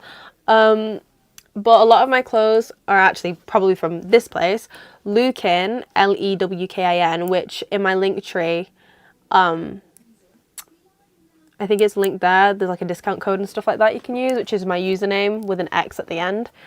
I get a lot of clothes from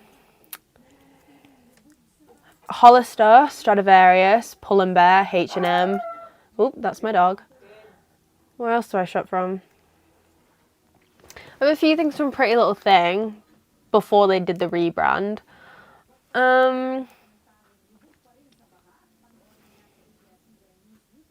Emiol. That's about it. Did you do better than you thought for GCSE? Oh yeah, 100%. I thought, like I said, I was going to get like a 6 or 7 in English and then like a few 9s, few 8s. But I got all 9s and 8s, which was insane. Did you use Anki for flashcards in 6th form? No, I use Remnote. But honestly, you can definitely use Anki and it like be good. Because I love Anki right now. Do you still go to the gym? I do. Wait, it feels like someone's clocking my tea right now. I haven't been in like a week or 2, but I do still go. Like I still got a membership at that place. I'm gonna go tomorrow actually. So you suck at quantitative reasoning. Do I have any tips? I really wish I could help you, but I was bad at the UCAS. So every time I get like questions on the UCAS, I'm really not the one to go to. Just if you're using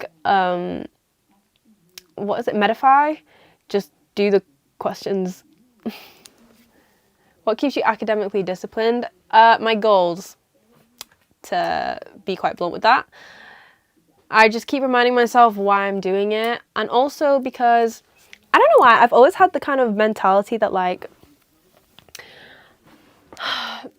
you know, beauty is within the eye of the beholder. Like it's very like person to person, someone can decide whether you are or not pretty. But unlike that, being academically smart and having like the certificates and like grades and like stuff like on paper that can be like, yeah, listen, I'm smart. Like no one can dispute that. And I feel like that's why it's such a quality that I kind of not define myself with, but like I'm proud to be like, yeah, I am smart. And no one can tell me like, no, you're not smart, because like, yeah, I am smart. Look at my grades, bro. Look at the course I'm doing. Of course I'm smart. But yeah, that's why but in terms of academically disciplined, like sitting down to actually do work, it's because failure is never an option, to be honest. With that being said, I have failed in my life before, but we won't get into that. Like when I plagiarized in English and I got a U, but you know. How did you find structure you're studying in first year med? Because I found it quite difficult. Whoa, I found it difficult too.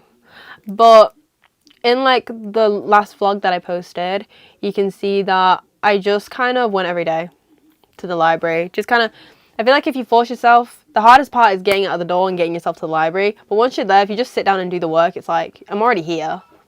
I might as well just do the work, you know? But in terms of like finding structure alongside having active lectures and sessions that you have to go to, I personally never really found a good rhythm with that. So hopefully I'll be able to speak more about that in second year when I'm successful in it. But yeah, I only really found my rhythm in terms of academically being disciplined to do what I needed to do when it came down to April and May. So, huge fan. Oh, thanks. I know you want to be a dermatologist, and so do I. I'm joking, year 11 this year. And so do I. I'm joking, year 11 this year. Do you think year 13 would be worth... Do you think the 13 years would be worth it? I don't even know what you're trying to say. If you ask me if I think it's worth it, the career choice that I've picked, yeah, I do. So, because ultimately, I don't even care how many years it takes. Like, the time's going to pass anyways.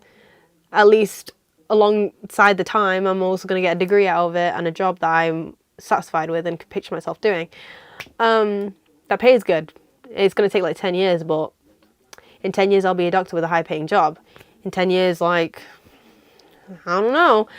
But yeah, and also it's just a really big misconception, I suppose, that your life has to stop whilst you're studying for the 10 years. Like, I still go out. Obviously, I'm only a first year, but from what I've seen other people in other years, they still live, still have social lives, still do things. You can still travel. You can still, like, you're not going to be locked up in a cell for like 13 years before you can live again. So, yeah.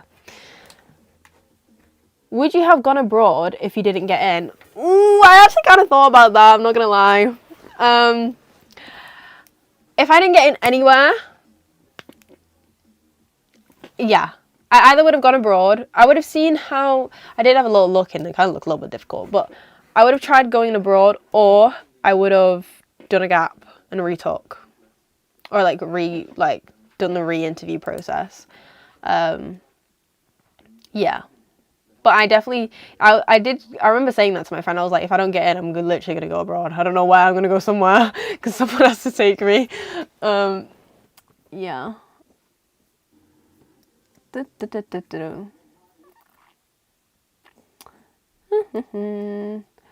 Annie, I'm not sure if you answered this, but if you ever get frustrated when revising, what do you do? Oh, I get frustrated a lot. If I'm like super frustrated, like I'm like just like everything is like really getting on my nerves, like I can't even look at the screen anymore. There's this one question that keeps coming up and I keep getting it wrong. One, take a break, or two, if it's specifically the content that you can't wrap your head around, I would what's it called? Just do something else. Like just on another day, come back to that. Today you're gonna do a different deck, because if you keep trying on this one thing you keep getting wrong, you're not gonna get it. Did you download Remnote on your iPad? Yes, and it's free, yes. But I did eventually get the, like, pro version, or whatever it's called, because of the image occlusion feature. But if you use Anki, image occlusion is free. So, but I did pay for Anki on my iPad. So it's like, there's still costs here. But if you just use Anki on like your laptop and you don't want it as the app version, then you don't have to spend. But I did like it, being able to have it on all my devices. How to revise in uni without a spec? Ooh, you don't have a specification. Gosh, I hate that I can't edit stuff out, like, because it's really embarrassing. Anyways, but you do still have LOs, like learning objectives, in each of your videos, or like the lecture videos. So when you're making your flashcards, refer to learning objective, see if you're covering what you need to know. And also for Liverpool specifically, there's a website that students have made called, what is it called? I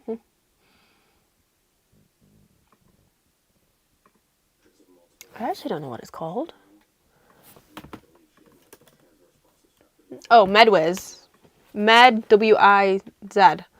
And they have a lot of questions on there, and like summarize like PowerPoints that can help you get a grasp on what information you need to focus on. So yeah, use that to your advantage. I never really watched YouTube videos and stuff, because they do tell you this, that like if you use other platforms and stuff and their questions and whatever, it's not necessarily altered or specific to the university that you're going to.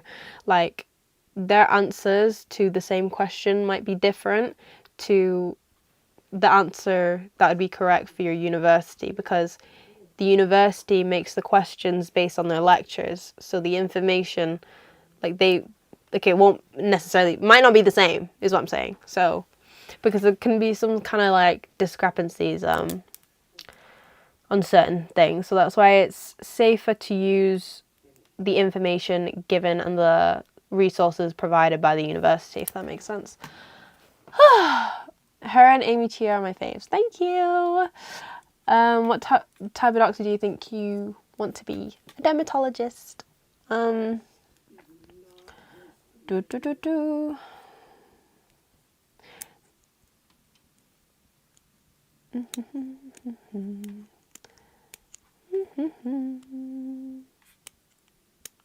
guys are so nice.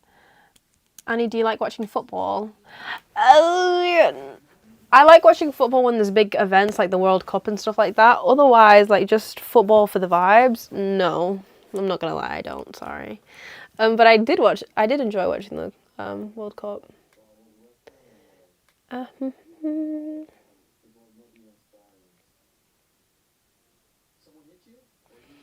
Math Genie has completely flopped. There's outrage going on right now. Really?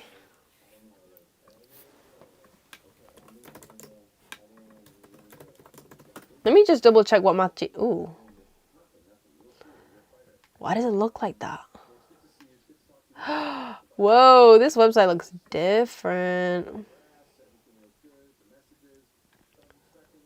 Math Genie, the end. What happened to Math Genie? Why does it look like that? It's supposed to be grey. Oh my gosh, what's happened to it? Yo, sorry, I don't know what that means. Sorry to anyone who didn't get to experience the Math Genie I had. I'm going to need help for RE, media, and geography. It's the way, like, the all caps is really killing me. There's so many online resources on the internet. BBC Bite Size, PMT. Is it PMT or is that A-levels? I don't remember. I say it all in my YouTube videos. I have a video specifically GCSEs, like every single subject that I took. Please watch that if you haven't. And also have my flashcards on my website. Do you have any tips for making your med application stand out? When you're writing your personal statement, you need to really speak about your experiences. Is that the word? Your work experience? Is it work experience? Like if you volunteer or something, or if you there needs to be a lot of reflection. That's what I'm trying to say. The whole thing needs to just be reflecting on things that you've done, things that you've learned, skills you've acquired. Just like name drop skills everywhere. Not everywhere, but you know what I'm trying to say. It needs to be a lot of, you did this, you learned this, and and this is why it makes you want to do medicine, and this is why, you know, a lot of that, a lot of reflection. They really just care for the reflection, honestly. You could have done, see, I did 6 months of volunteering at a hospital. It was like once a week for 6 months. I could have done 1 week. I could have done 2 weeks. I could have done 1 day. And it wouldn't matter because it's more on how you write about it and how you reflect about it and how, like, it, I like waffled. You just need to learn to waffle. You don't really need a lot of, like, personal experience that you had. What music do you like to listen to? I like to listen to contemporary R&B. Thank you for asking. I listen to, like, my favorite artist is Kehlani, K1, Summer Walker. I went to her concert recently. I'm seeing Kehlani in December. K1 was the opener for Kehlani when I saw her in year 12 or year 13. I love K1, I love K1, I love K1. I just think everybody should know that. I love K1. SZA too, but she hasn't uploaded any music in a long time. Those are my main ones. Elmine, underrated. Low-key, let's keep him underrated though. I'm going to see his concert in a few months' time as well. Love Elmine. And yeah, those are the main ones. Thanks. That was a fun question. On my days, every single time I get to the bottom, it like fully refreshes and there's just like a million questions. Do I like K-pop? There was a point where I did listen to it, but I don't listen to it anymore. It doesn't mean I don't like it, but I don't listen to it. You're so pretty. Do you still talk with people from your school? I love your school. Thank you. And from my high school, I speak to 2 people. I have 2 friends from high school still. They both went to my 6th form college and they both go to my uni. Well, no, that's a lie. One of them goes to my uni, which is why I'm still in contact with her. The other one doesn't go to my uni, but she's still like my one and like best friend from high school. And she's Darcy, if you guys are wondering. Did you get an ensuite at uni and are they worth the extra cost? Yes and yes. Sorry, I'm dying. Skincare. I don't have it here. I have the Cetaphil Gentle Cleanser. That's the face wash I use. And then I use the Aveeno face cream. It's like the really gentle one. That's like for eczema or for like a baby. No, not the baby one. The for really dry skin. That's the only thing that has worked for my eczema on my face, my eyelids, and my neck. So if you have eczema, or just generally speaking, because it's very gentle, please get that. It's really good. And then I use this. I think it's on TikTok. For my, like, any active pimples, or if like I popped a pimple, I'd put this on it. I also use, what else do I use? The La Roche-Posay, whatever, however you say it, Cica Blast thingamabob. I use that every so often, but not really. Do you think IB is harder than A-levels? Why did you A-level instead of IB? I don't really know what IB is, so I can't really say. How did you meal prep during year 1? I started meal prepping because I didn't really know how to cook before I came to uni. I knew like how to chop stuff and how to like, but I never really cooked, I'm not gonna lie. So for recipes, I used ChatGPT, but then I just also started using TikTok for recipes. Actually, no, I used TikTok for the recipes, and then I gave them all to ChatGPT and was like, organize it for me and like tell me what groceries I need to buy so that I'm not like overbuying, and like what meals should I what meals out of the ones that I've told you that I could possibly make, which ones go best together in a week so that I'm using ingredients that kind of like go with all of them. You know what I'm saying? So that really helps in the beginning, and then after that, like, I kind of just got like in the flow of like being able to do it myself. So yeah. Hey, do you know many Scottish students doing med in Liverpool? Scottish? No, but there's a lot of Irish. With that being said, like, I don't actually know that many people. Like, I don't have that many friends. I've not spoken to that many people to tell you, but I've met loads of Irish people. As an Asian origin, how did you integrate into England socially? You just speak to everybody like normal. I don't know, I just do, you know? There's not that much difference necessarily. I've always been like the only Asian really until uni, so that's my only experience that I've had. What were your A-level grades? I got A star, A star, A. Bio and media, A star, A in chem. Okay, I will end this at 155 because I feel like I've been here for a while. Even though I could stay here for longer, but I don't want to annoy everyone.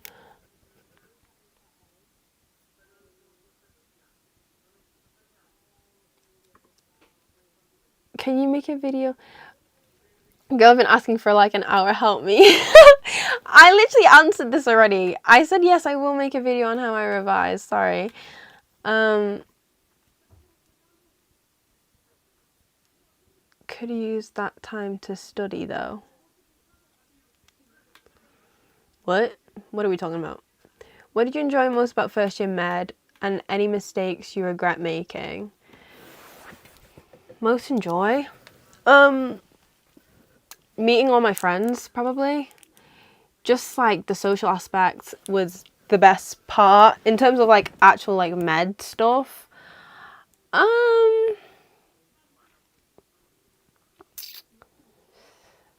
I liked learning certain topics. That's kind of nerdy to say. My favorite one was to do with the kidneys. Other than that, there's nothing like I really enjoyed about medicine, like the schooling of medicine. It was, you know, it's like school, innit? I liked it overall because it was all to do with biology, and I like biology and I like science and stuff. But in terms of university, it was definitely just the friend aspect of it. So much fun. Any mistakes I regret making? I regret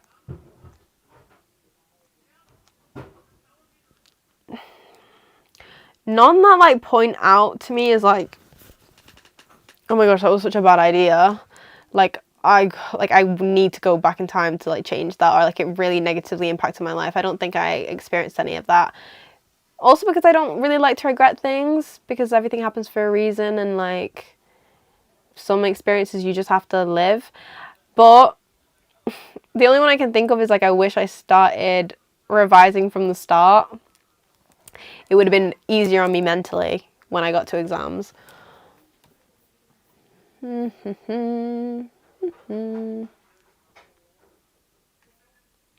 Favorite food? Oh my gosh, I actually don't know. I love everything. I love a burger and chips. I'm also from fish and chips land. I love Korean barbecue chicken. I love Chinese food. I just love it all. Have you ever felt burnout, bro? I was like burnt out the entire time I was studying for my first year exams. To resolve it, I took a break, like real breaks. Not breaks like scrolling on your phone breaks, like I sat down, like went on a walk, or just watched a YouTube video type break.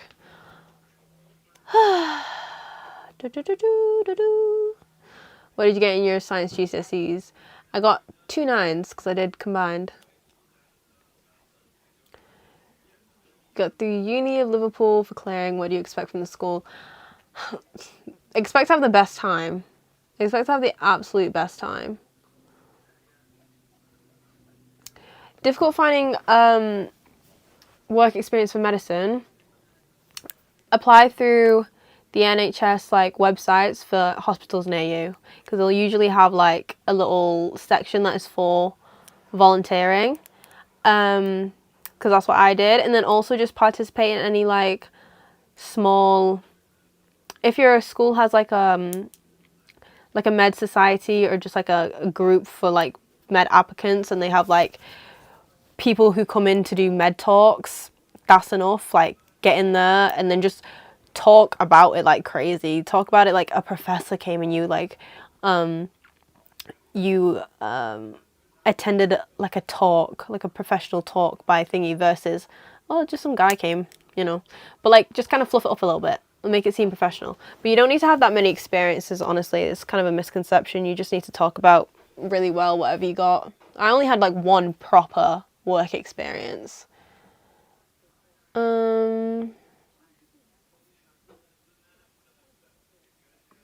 What lippy are you wearing? Okay, this is gonna be my last question. Wait, hold on. There's a few. Wait, hold on. I'm gonna answer 2 more questions. Most important life lesson learned in college. That not all of your friends or like people that come into your life are here to stay, and that's okay. Okay, people can come into your life, serve their purpose, and then kindly make their exit. And that doesn't mean you should regret the relationship or friendship that you had, the experience or whatever, because not everybody's here forever. Not everybody's purpose is to be in your life and be your best friend and be your number one friend till the end of your life. So just be more appreciative in the moment of experiences that you have, and be willing to let them go as well. Also, what was the last question? Celebrity crush, right? Okay, this one's kind of fun. Aaron Taylor Johnson, thank you. Fave clothing brand? Hollister or Lukin? And will I ever plan to stream and do another Q&A again? Yes, because it seems like I'm getting a lot of questions, so yeah, I will definitely do it again. There was another question I wanted to answer before I left, but I can't remember. I don't remember where it went. Kind of... Girl, I just opened YouTube and saw that you were live. I just wanted to stop by and tell you that I love your videos. You're just such an inspiration. Wishing you the very best for your future. That was so sweet. Thank you. Oh yes, Lippy Shade. This is gonna be my last question. Guys.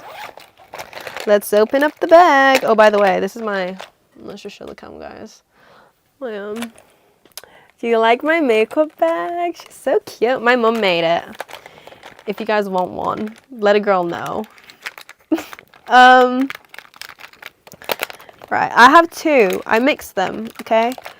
So, these are my 2, because this one's like kind of really pink and this one's more like brown, so I kind of like put them together. I put this one first and then a little bit of this to like mix it about. So, this is the Nabla NABLA Soft Touch Lipstick in the shade Elusive. You see this? Then my next one, Estee Lauder. This is the brown one. Brownish. That's what it looks like. And this is in the shade 160 Discreet. Okay, guys. So, hope that helped. Can you buy me Tim's, please? Can you buy me some Tim's first? Thanks. I keep seeing the tips for year 9, and I'm just going to mention this really quickly. Just enjoy your time. There's no specific tips you need, because year 9, anywhere until like year 10, anywhere before year 10 doesn't academically necessarily matter. Just please have the best time ever, have fun, make friends, be nice, and don't stress about anything. Just do your tests whenever they come. And then... yeah, I think that's all I'm going to answer. Did I date in year 11? No, I didn't. I didn't date until I was 18 years old. So that was in year 13. Yeah. You're so lucky that you never had foam pouches that you... I know. Crazy, isn't it? Okay, so that is the end of the live. I hope you guys enjoyed. I'll definitely do this again if you guys want it. I think you guys want it because you guys still have questions in the chat. But thank you guys to everybody who joined. I'm so grateful, so thankful to have a community that actually would be here for my first live and actually ask me questions.